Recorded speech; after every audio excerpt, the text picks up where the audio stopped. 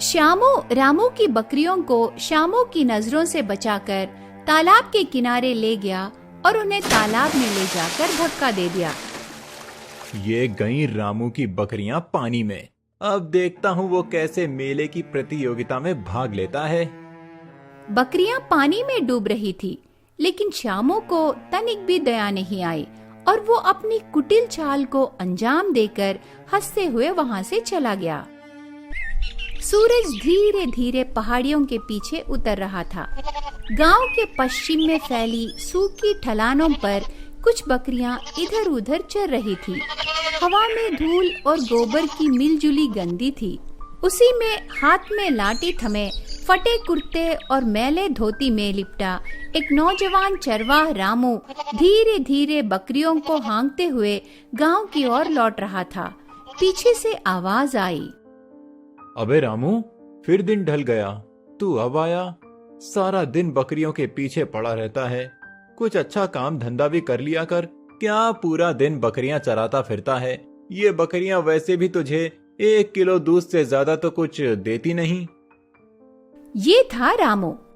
रामू का बड़ा भाई तेज, तर्रार, स्वार्थी और ईर्ष्यालु गांव में उसका नाम काम से नहीं चालाकी से चलता था और वो अपनी भाई रामू को तनिक भी पसंद नहीं करता था। आए दिन उसे उसके काम के लिए नीचा दिखाता रहता था। भाई, ऐसा इस काम में क्या बुरा है? कम से कम मैं ईमानदारी से काम तो करता हूँ, जिसमें मैं बहुत खुश हूँ। आप अपना देखो। मैं बहुत अच्छा काम करता हूँ। गांव के ठाकुर के पास काम करता हूँ। कम से कम लोग मेरी इज्जत तो करते हैं। तुझ पर तो लोग हंसते हैं, समझा? पता है आप क्या काम करते हो? आप उसके यहाँ गोबर उठाने का काम करते हो। श्यामू ये सुनकर वहाँ से चला गया और रामू फिर बकरियों के साथ अपने रास्ते पर। रात को जब वो घर पहुँचा, माँ गोमती चूल्हे पर रोटी सेंक रही थी। श्यामू चारपाई पर आराम से पड़ा था। श्यामू, जरा लकड़ी तो डाल दे आग में। मैं ठाकुर के पास काम कर करके थक गया हूँ। इस बेकार पड़े आदमी से भी कुछ करवा लिया करो। आवारागर्दी करता रहता है और मुफ्त की रोटियां तोड़ता है। मैं डाल देता हूँ माँ। श्यामू ताना कसते हुए बोला, हाँ तू ही कर, कभी तो कोई ढंग का काम कर ले। श्यामू, तू क्यों जलता है अपने भाई से? दोनों भाई हो, भाइयों की तरह प्रेम से रहा करो। दुश्मनों के जैसे क्यों रहते हो? मुझे ऐसा भाई नहीं चाहिए जिसकी गांव समाज में कोई इज्जत ना हो, और ना ही मैं चरवाहे का भाई कहलाना चाहता हूँ। श्यामू रामू को जरा भी पसंद नहीं करता था। एक दिन गोमती की तबीयत खराब हो जाती है। श्यामू को सीधा पल्ला झाड़ देता है। माँ, मेरे पास एक फूटी कौड़ी नहीं है। अपने उस चरवाहे बेटे से बोलो, वो करवा देगा तुम्हारा इलाज। एक तो घर में राशन भी भरवाओ, ऊपर से तुम्हारी हर दिन नई बीमारी। बेच के खा जाओ तुम दोनों माँ बेटे मुझे। श्यामू अपनी माँ को दर्द में तड़पता हुआ छोड़ देता है, लेकिन रामू अपनी माँ को वैद्य के पास ले जाता है। लेकिन वैद्य को देने के लिए उसके पास पैसे नहीं थे, तो वो अपनी एक बकरी बेच देता है और वैद्य को इलाज के पैसे दे देता है। बाकी के पैसे वो अपनी माँ को दे देता है, जिसे श्यामू चुरा लेता है। ये रामू एक एक पैसे का मोहताज बना रहे, ये उसमें ही अच्छा लगता है। ये पैसे मैं रख लेता हूँ। वैसे भी ये लक्ष्मी मेरे पास ही अच्छी लगती है। उसे चोरी करते हुए गोमती देख लेती है। श्यामू, ये रामू के पैसे हैं, ला इधर दे। छोड़ो माँ पैसे। जब मेरे पैसे तुम लोग उड़ाते हो, तब तुम्हारा ये पुत्र प्रेम नहीं जागता। तब तो तुम लोग बड़े ही शौक से मेरे पैसे उड़ाते हो। छोड़ रामू, नहीं तो कुछ बुरा हो जाएगा। श्यामू अपनी माँ की नहीं सुनता और अपनी माँ को धक्का दे देता है और पैसे लेकर चला जाता है। अगले दिन गांव में खबर फैली, ठाकुर रघुवीर सिंह ने यहाँ मेला लगाने वाला है। आप सबने सुन तो लिया होगा कि मैं अपने गांव में एक मेला लगवाने जा रहा हूँ। जी ठाकुर साहब, हम गांव वाले बहुत खुश हैं। तो मैं एक बात का ऐलान करना चाहता हूँ। इस मेले में एक बकरियों की दौड़ प्रतियोगिता का भी आयोजन करेंगे। जो चरवाहा सबसे बढ़िया बकरियां लाएगा और जिसकी बकरी दौड़ प्रतियोगिता में जीतेगी उसे इनाम मिलेगा, और इनाम भी कोई छोटा मोटा नहीं। तो कैसा ठाकुर साहब? इतना इनाम कि तुम्हें इस जिंदगी में काम करने की जरूरत नहीं पड़ेगी और तुम्हारी आगे की जिंदगी चैन से गुजरेगी।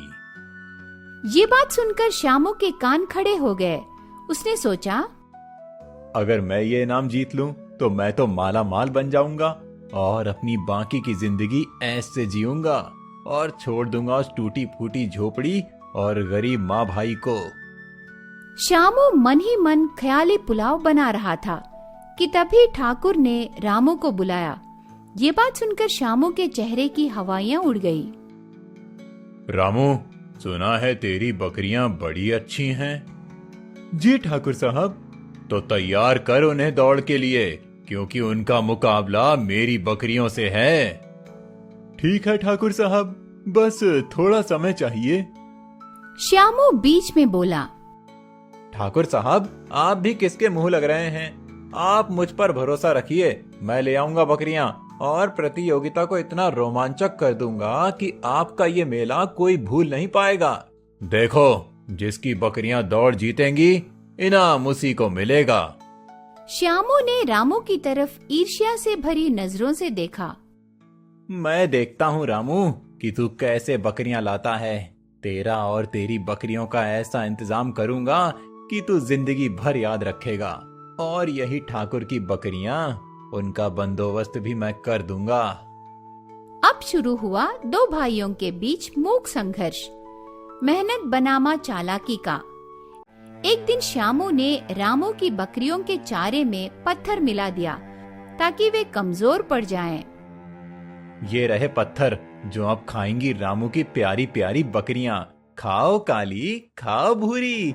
अब देखता हूँ रामू कि तू कैसे प्रतियोगिता में जीतता है। और बची ठाकुर की बकरियां, उनको कल देखता हूँ और कल जाकर दूसरे गांव में असली नस्ल की बकरियां लाऊंगा और फिर दौड़ तो मैं ही जीतूंगा। रामू ने ये सब देखा पर कुछ नहीं कहा। बस श्यामू के जाने के बाद वो चारा वहाँ से हटा दिया और नई जगह से ताजा घास लाकर भूरी और काली को खिला दी। अगले दिन श्यामू दूसरे गांव से जाकर अच्छी नस्ल की मोटी ताजी बकरियां ले आया। अब बची उस ठाकुर की बकरियां, अब उनका इंतजाम करता हूँ। श्यामू बचते बचाते ठाकुर की बकरियां तक पहुंच जाता है और उनके चारे में भांग मिला देता है और वापस घर लौट आता है। तभी वो देखता है कि रामू की बकरियां तो अच्छी खासी खड़ी है। ये बकरी तो एकदम ठीक है, लेकिन कल तो मैंने चारे में पत्थर मिला दिए थे।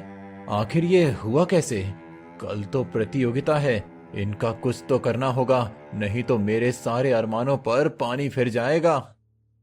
अगले दिन श्यामू रामू की बकरियों को श्यामू की नजरों से बचाकर तालाब के किनारे ले गया और उन्हें तालाब में ले जाकर धक्का दे दिया। ये गई रामू की बकरियां पानी में। अब देखता हूँ वो कैसे मेले की प्रतियोगिता में भाग लेता है। बकरियां पानी में डूब रही थी, लेकिन श्यामू को तनिक भी दया नहीं आई और वो अपनी कुटिल चाल को अंजाम देकर हंसते हुए वहाँ से चला गया। लेकिन उसके पीछे उसकी माँ गोमती थी, जो उन बकरियों को पानी से बाहर निकाल लेती है और वापस लाकर घर खड़ी कर देती है। उधर मेला शुरू होने वाला था और श्यामू बहुत खुश था। वो ठाकुर के आदमियों से जाकर बोला, अरे भाई, तुम किसका इंतजार कर रहे हो? रामू की बकरियों का। अरे छोड़ो उसको, उसकी बकरियां बीमार हैं, वो मुकाबले में नहीं आ पाएगा। ठाकुर जी से जाकर कह दो और प्रतियोगिता शुरू करवाओ। ठाकुर के आदमी ठाकुर से ये बातें बता देते हैं। चलो प्रतियोगिता शुरू करो, जिसको आना था वो सब आ चुके हैं। ठाकुर साहब रुकिए, मेरी बकरियां तो रह गईं। चलो अब रामू भी आ गया, तो शुरू करते हैं बकरियों की दौड़। लाओ श्यामू, अपनी बकरियां लाओ आगे। हाँ ठाकुर साहब। बकरियों की दौड़ शुरू हुई, जिसमें बूरी और काली सबसे आगे थी।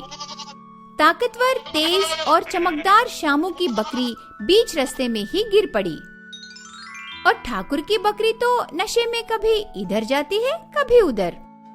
तुम तो बड़ी डींगे मार रहे थे श्यामू कि मैं ऐसी बकरियां लाऊंगा जिनको कोई नहीं हरा पाएगा और इनाम भी तुम्हारी ही बकरियां जीतेंगी। ये लो, तुम्हारी बकरियों ने तुम्हारे अरमानों पर तो पानी फेर दिया। लो, अपना पसीना पोंछ लो, पोंछ लो। श्यामू गुस्से से तिल मिला उठा और दौड़ पूरी देखे बगैर ही वहाँ से भाग गया। कुछ ही पल्लों में चौपाल गूंज उठा। इस साल की सर्वश्रेष्ठ बकरियां हैं रामू चरवाहे की भूरी और काली, जिन्होंने दौड़ जीतकर इनाम रामू के नाम करवा दिया है। मुझे पता ही था कि ये इनाम तुम ही जीतोगे। ये लो, ये हैं सोने के 50 सिक्के, जिससे तुम अपनी बाकी की जिंदगी आराम से जी सकते हो। रामू की अब किस्मत पलट चुकी थी। वो अब एक गरीब चरवाहा नहीं रहा, वो एक धनवान चरवाहा बन गया और श्यामू बस देखकर जलने के सिवाय कुछ न कर सका।